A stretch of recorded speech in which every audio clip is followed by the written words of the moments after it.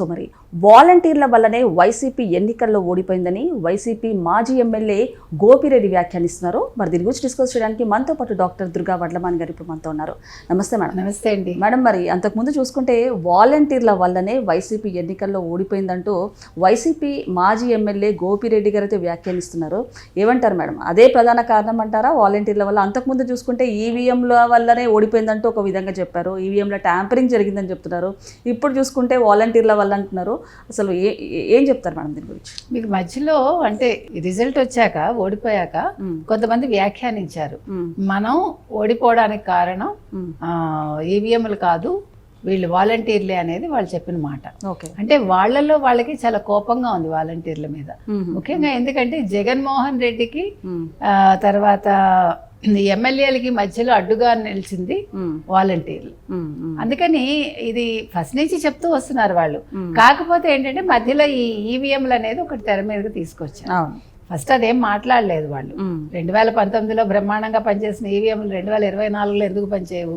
మనం ఎన్నోసార్లు మాట్లాడుతున్నాం. అలా అనుకుంటే 400కి 400 మోదీయే తెచ్చుకుంటారుగా, 100 సీట్లు ఎందుకు తగ్గుతాయి కదా? అసలు ఇప్పుడు ఇవన్నీ కాదండి, అసలు పులివెందుల్లో అప్పుడు జగన్మోహన్ రెడ్డి నెగ్గుతాడా? 11 సీట్లు అసలు జగన్మోహన్ రెడ్డికి వస్తాయా ఒకవేళ ఈవీఎంల పనే అయితే? అప్పుడు వైనాట్ 175 175కి 175 తెచ్చుకుంటుంది కదా తెలుగుదేశం. మొత్తం ఈవీఎంలు వాళ్ళ అధీనంలో ఉంటే ఇంకా 11 సీట్లు కూడా వాళ్ళకి ఎందుకు ఇస్తారు? ముందు అసలు జగన్మోహన్ రెడ్డిని ఓడిస్తే మొత్తం పార్టీ ఓడిపోయినట్టేగా, అక్కడితో దాని పని అయిపోతుందిగా, పార్టీ సమాధి అయిపోతుంది. అంటే వాళ్ళు మాట్లాడిన మాటలకు అర్థం పర్థం లేదు. రెండోది కార్యకర్తల్ని పట్టించుకోలేదు, అది కరెక్ట్. ఇప్పుడు మీకు ఏమైందంటే ఎప్పుడైతే వాలంటీర్లకే మొత్తం ఇచ్చేసారో వాళ్ళకి అధికారాలు, ఇప్పుడు ఒక ఎమ్మెల్యే కలవాలంటే ఒక జగన్మోహన్ రెడ్డిని వాళ్ళెవ్వరూ కలవలేదు మనకు తెలిసి. ఎలక్షన్స్ జరగక ముందు 5 ఏళ్లలో ఎమ్మెల్యేలు కలవగలిగారా? వాళ్ళు కలిసింది ఓన్లీ సజ్జల రామకృష్ణారెడ్డి. ఎందుకంటే జగన్మోహన్ రెడ్డిని కలవాలంటే మీకు సజ్జల అపాయింట్మెంట్ ఉండాలి. సజ్జల అపాయింట్మెంట్ దొరకక సజ్జలు ఏమంటాడు? అదేదో నాకే చెప్పండి, నేను చెప్తాను సార్కి, సార్ బిజీగా ఉన్నారు అంటారు కదా. లేదంటే ఆయన యలహంక ప్యాలెస్ లో ఉంటారు. అంటే మీరు అపాయింట్మెంట్ అంటే నాకు ఒకటి గుర్తొచ్చింది మేడం. యాక్చువల్గా ధనుంజయ రెడ్డి గారు కూడా ఒక కీలక పాత్ర పోషించారని, అంటే ఒక అన్అఫిషియల్ సీఎంగా ధనుంజయ రెడ్డి గారు కూడా ఒక కీలక పాత్ర పోషించారంటూ కూడా వార్తలు వినిపిస్తుంది. అంటే ఒక అపాయింట్మెంట్, జగన్మోహన్ రెడ్డి గారి అపాయింట్మెంట్ కావాలంటే ఇక్కడ ధనుంజయ రెడ్డి గారి పర్మిషన్ ఉంటేనే అక్కడ దాకా వెళ్తాము. అలాగే రాష్ట్రం నుంచి ఒక 5-10 రూపాయలు బయటికి వెళ్ళాలన్నా, బయట నుంచి ఒక 1,00,000 రూపాయలు రావాలన్నా కూడా ధనుంజయ రెడ్డి గారి పాత్ర కీలకం అంటూ కూడా అప్పుడు చెప్పారు. కరెక్ట్. ఏమంటారు? ఎందుకంటే ధనుంజయ రెడ్డి గారి దగ్గర వెళ్ళి పడిగాపులు కాసేవాళ్ళు ఎవరు, ఎమ్మెల్యేలు, ఎంపీలు అందరూ కూడా. ధనుంజయ రెడ్డి మీద ఆధారపడి, ధనుంజయ రెడ్డికి టైం ఉండదు, ఆయన ఎప్పుడు టైం ఇస్తాడో తెలియదు. ఒకవేళ ఆయనకి ఇష్టమై పిలిస్తేనే వీళ్ళు ఆయన దగ్గరికి వెళ్ళాలి. సో ధనుంజయ రెడ్డి ఈవెన్ ఓడిపోయాక కూడా మీకు గుర్తుందో లేదో, ఈవెన్ ఆయన అరెస్ట్ కాకముందు వరకు కూడా ధనుంజయ రెడ్డిదే హవా. అంటే మీకు దేవుడు వరం ఇచ్చినా పూజారి వరం ఇవ్వడు. ఒకవేళ సజ్జలు పంపిద్దాం అనుకున్నా ధనుంజయ రెడ్డి ఒప్పుకోడు. అంటే ఆర్థిక లావాదేవీలన్నీ ధనుంజయ రెడ్డి చూసారా?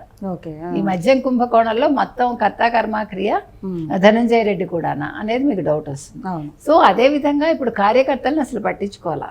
ఇవాళే అదే కదా, ఇప్పుడు గోపిరెడ్డి గారు చేసిన ఒక ఆరోపణ ఏంటంటే, నిన్న పల్నాడు జిల్లా నరసరావుపేటలో మాట్లాడారు. ఆయన మాట్లాడుతూ ఆయన అన్నది ఈ మాట. ఇంకొకటండి, అసలు ఇప్పుడు వీళ్ళందరూ కూడా గత ఎన్నికల్లో ఒక 70% మందిని మార్చేస్తారు ఎమ్మెల్యేలని. అంటే వాళ్ళ నియోజకవర్గాలు కాకుండా చేశారు, మీకు గుర్తుంటే. అవును, అది కూడా మైనస్సే. తర్వాత వీళ్ళెవరూ కూడా మాట్లాడడానికి లేదు. నువ్వు ఇంత డబ్బులు తెచ్చి పెట్టు అంటే వాళ్ళు తెచ్చి అక్కడ పెడితే సీట్ వస్తుంది. అది కూడా వాళ్ళు చెప్పిన చోట వీళ్ళు నిల్చోవాలి. అలా కూడా నష్టపోయారు. రెండోది, అసలు వాలంటీర్లు వాళ్ళు మామూలుగా లేదు వాళ్ళ పని. ఒక్కొక్క వాలంటీర్ కింద ఒక 50 మంది ఉంటారు, ఒక 50 ఫ్యామిలీలు. సో 50 ఫ్యామిలీల గురించి మొత్తం వాళ్ళ బాగోగులు కావచ్చు అన్నీ కూడా ఈ వాలంటీర్లే చూసుకున్నప్పుడు ఇంక ఎమ్మెల్యేలతో పనే ఉంది. ఎమ్మెల్యే ఎక్కడున్నాడో ఎవరికి తెలుసు? ఎమ్మెల్యేకి తన శాఖే తనకు తెలీదు. ఏ మంత్రికైనా వాళ్ళ శాఖలు ఏంటో తెలుసా? మనకు అంబటి రాంబాబు గారే చెప్పారు కదా, అసలు పోలవరం గురించి నాకే అర్థం కాలేదు, ఇంక చంద్రబాబు నాయుడు గారికి ఏమర్థం అవుతుంది? సో వాళ్ళు తెలివితేటలు అంతే. కాబట్టి ఇవాళ వాలంటీర్లు అనే వాళ్ళ వల్ల ఇవాళ మేము నష్టపోయాము, మేము ఓడిపోయాము, వైసీపీ ఓటమికి వాలంటీర్లే కారణం అని గోపిరెడ్డి గారు అన్నారు. ఇంతకుముందు చాలా మంది కూడా అదే మాట అన్నారు. అంటే వాలంటీర్ వ్యవస్థ తీసుకురావడం వల్ల కలిసి వచ్చింది ఏమీ లేదు. వాళ్ళకి నెలకు 5,000 ఇవ్వడం, 5,000లో 200 కట్ చేసుకోవడం సాక్షి పేపర్ కోసం. మొత్తానికి సాక్షి పేపర్కి 200 కోట్లు రావడం అయితే జరిగింది.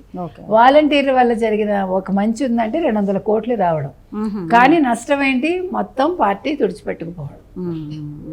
వీళ్ళు 200 కోట్ల గురించి ఆలోచించుకున్నారు. తర్వాత ప్రజలతోటి వీళ్ళు మమేకం అవుతారని అనుకున్నారు. కానీ వాలంటీర్లు ఏం చేశారు? ఓన్లీ 2,62,200 చిల్లర వాలంటీర్లు ఉంటే ఒక్కొక్క వాలంటీర్ కింద 50 కుటుంబాలు చొప్పున. వీళ్ళు అసలు ఏం చేశారు? వాలంటీర్లు ఏం మాయ చేశారు?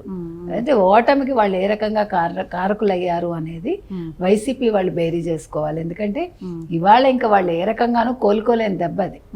ఇంకొకటండి, అసలు ఒక్కసారి నాకు అవకాశం ఇవ్వండి అన్నాడు తప్ప మళ్ళీ మళ్ళీ ఇమ్మని అప్పుడు జగన్మోహన్ రెడ్డి చెప్పలేదు కదా. సో ప్రజలు తెలివైన వాళ్ళు ఒక అవకాశం ఇచ్చారు. ఒక అవకాశానికే రాష్ట్రాన్ని ఇలా చేస్తే ఇంకొక అవకాశం ఇస్తే మొత్తం చేపలా చుట్టుకెళ్ళిపోతాడు, మనందరం కూడా వేరే రాష్ట్రానికి పరిగెట్టాలని వాళ్ళు ముందుగా తెలివిగా ఆలోచించుకుని సో వైసీపీకి ఓటేయలేదు. కాబట్టి ఇప్పుడు ఏమి తర్జన భర్జనలు పడ్డా, ఏమి బాధపడ్డా, ఎంత ఏడ్చినా కూడా మళ్ళా వైసీపీ రావటం అనేది కల్లా. కాబట్టి జగన్మోహన్ రెడ్డి యాక్చువల్గా జగన్మోహన్ రెడ్డి నిర్ణయాలు అంటే తప్పుడు నిర్ణయాలు, ప్లస్ జగన్మోహన్ రెడ్డి ఆలోచన విధానమే ఆ పార్టీకి చేటు తెస్తుంది కూడా. మేడం ఇన్ని చేస్తున్నారు, అయినా కూడా మొన్న కూడా మీరు చూసుకుంటే పర్యటనలో రప్ప డిఎస్పీని నరకండి అంటూ కూడా చెప్పడం జరిగింది.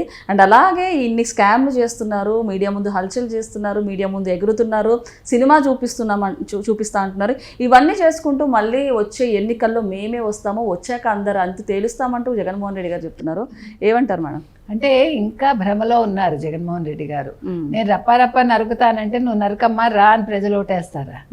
ప్రజలు అంత తెలివి తక్కువ వాళ్ళు కాదుగా. నరికించుకోవడానికి ఎందుకు రెడీగా ఉంటారు? వాళ్ళు మనుషులు, కోళ్ళు ఇది గొర్రెలు కాదు కదండి. కాబట్టి అంటే జగన్మోహన్ రెడ్డి మంచిదే ఇది కూడా. ఎందుకు మంచిది?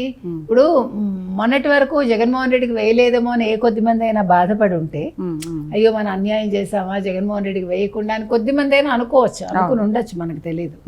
సో అలాంటి వాళ్ళకి ఇది ఒక కనువిప్పు. మనం చాలా మంచి పని చేశాము, ఒక గూండాకో లేకపోతే ఒక రౌడీ షీటర్కో. సో ఇప్పుడు అలాగ మద్యం దుకాణాల్లో అది కొడతారు చూడండి, కైమా కొట్టడం ఏదో చేస్తారు, అలాంటి వాళ్ళలాగా జగన్మోహన్ రెడ్డి అని ఇప్పుడు ప్రజలకు అర్థమైంది. అంటే వాళ్ళ పాపం వృత్తి అది. మామూలుగా ఏదో జంతువులను కొడతారు, అమ్ముతారు, అది వేరు. కానీ ఇక్కడ మనుషులు తలలు నరికేస్తానన్నాడు, నరకమన్నాడు. అంటే ఎంత కఠినాత్ముడు. సో ఇప్పుడు ప్రజలకు ఇది కూడా మంచిదే. అంటే ఆయన మొత్తం ఆయన మనసులో ఉండేవన్నీ ఇప్పుడు బయటకు వచ్చాయి అనుకోండి. సో 2029కి 11 సీట్లు కూడా రాకుండా ప్రజలు నిర్ణయం తీసుకుంటారు.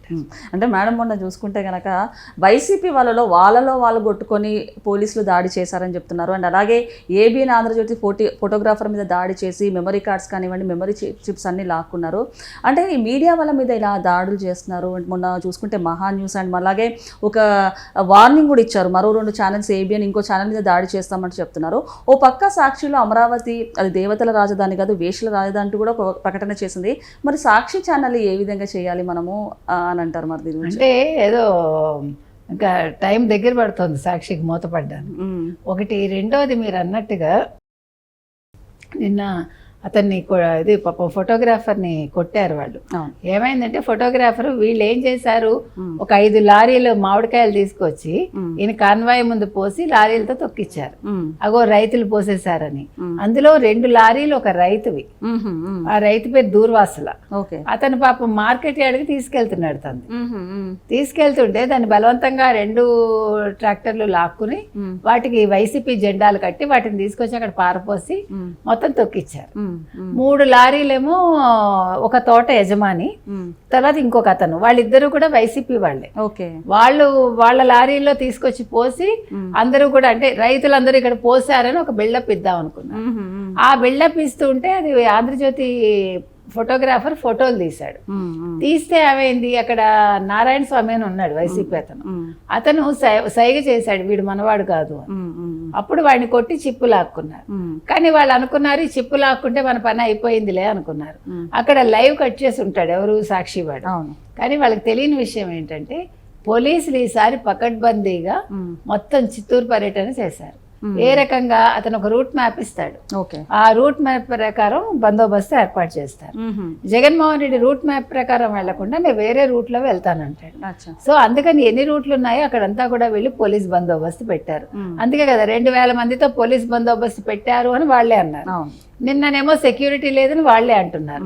సో దాన్ని బట్టి మీకు అర్థమైంది కదా జగన్మోహన్ రెడ్డి అబద్ధాలు చెప్తాడని. సో వేరే మార్గాల్లో వెళ్ళడానికి లేకుండా అక్కడ కూడా పోలీస్ ఎస్కార్ట్స్ పెట్టేశారు. పెట్టేస్తే ఇప్పుడు ఇది జగన్మోహన్ రెడ్డి అంతా అతని బుద్ధి బయటపడినట్టేగా మొత్తం. అంటే ఇది ఒక ఫ్లాప్ షో. ఇంకోటి ఏం జరిగింది, మొత్తం డ్రోన్ అంతా తీసింది కాబట్టి ఫోటోలు పోలీసులే తీయించారు. సో ప్రభుత్వం అక్కడ అలర్ట్ గా ఉంది. ఇప్పుడు అది వచ్చాక వీళ్ళు మొత్తం ఇవాళ జగన్మోహన్ రెడ్డికి మింగుడు పడటలే. ఎందుకంటే అసలు అతను ఊహించలేదు.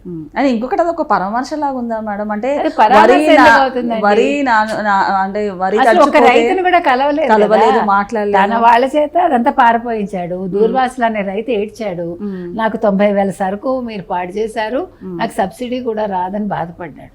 కాబట్టి జగన్మోహన్ రెడ్డి ఎక్కడికి వెళ్తే అక్కడ మనం ముందే చెప్పుకున్నాం కదా, ఒక మిర్చియాడు కావచ్చు, ఒక రాప్తాడు కావచ్చు, ఒక అదేంటది రెంటపాళ కావచ్చు, ఎక్కడైనా కూడా ఆయన రైతుల కోసం వెళ్ళడు, రైతులను చంపడానికి వెళ్తాడు. కాబట్టి నిన్న ఎవరు చావలేదు, అదొక్కటే అదృష్టం. కానీ ప్రజలేం పెద్దగా రాలేదు, మీరు చూసారు కదా విజువల్స్. కాకపోతే సాక్షి వాడే వేసుకుంటున్నాడు. ఓకే మేడం, నమస్తే.